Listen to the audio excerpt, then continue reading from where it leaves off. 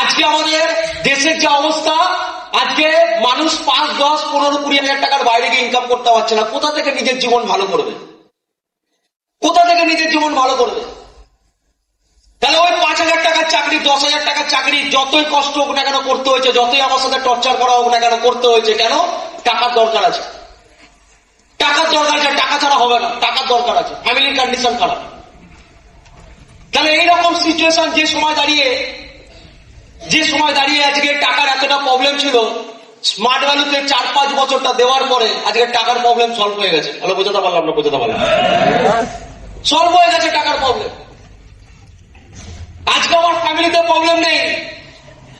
একটা সময় যখন স্টার্ট করেছিলাম সেই সময় ভাবতাম যেতে পারবো, হবে, আত্মবিশ্বাসের প্রবলেম হতো, ভেতরের বিশ্বাসের প্রবলেম হতো। কিন্তু একটু যদি বিশ্বাস রেখে স্মার্ট ভ্যালুটা করা যায়, একটু যদি বিলিভ রেখে স্মার্ট ভ্যালু করা যায়, পৃথিবীর কোনো জায়গাতে গ্যারেন্টি পাওয়া যায় না। পৃথিবীর কোনো জায়গায় গ্যারেন্টি পাওয়া যায় না। তোমার কি মনে হয় শাহরুখ খান যখন অ্যাক্টিং ফিল্ডে গেছিল তার কাছে গ্যারেন্টি ছিল? গ্যারেন্টি ছিল না। যখন মহেন্দ্র সিং ধোনি যখন খেলতে গেছিল তার কাছে গ্যারেন্টি ছিল? অরিজিৎ সিং যখন গানটা গাইতে গেছিল তার কাছে গ্যারেন্টি ছিল? কারোর কাছে পৃথিবীতে গ্যারেন্টি থাকে না। গ্যারেন্টি কারোর কাছে থাকে না। গ্যারেন্টি হয়ে যায় কিভাবে? গ্যারেন্টি হয়ে যায় সেখানে তার বিশ্বাস কাজ করে। কোনো কিছুতে তুমি কনফার্ম পেয়ে যাবে, তখন তুমি কনফার্ম পেয়ে যাবে যখন ওখানে তোমার বিশ্বাস কাজ করবে যে এটা আমি করে নেবো, এটা আমার দ্বারা হবে, এটা আমি পারবোই, তখন ওটা গ্যারেন্টি হয়ে যায়। তাহলে বোঝাতে পারলাম না? বোঝাতে পারলাম? আমার ক্ষেত্রেও ব্যাপারটা তেমনই ছিল। পরিস্থিতি দেখতাম, খারাপ পরিস্থিতি দেখতাম, আর মনে মনে ভাবতাম করতেই হবে আমাকে।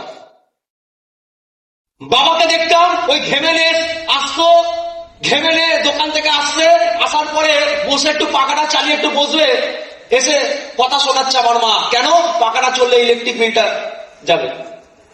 একটা মানুষ এতটা সময় খেটে ঘেমে বাড়িতে এসে 2 মিনিট একটু পাখা চালিয়ে বসতে পারবে না, এতটা টাকার অভাব।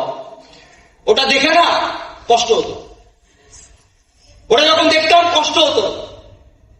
মাকে যখন দেখতাম, বাবাকে যখন দেখতাম পুজোর সময় নতুন ড্রেস কোড কিনছে না, ওটা দেখে না খারাপ লাগতো।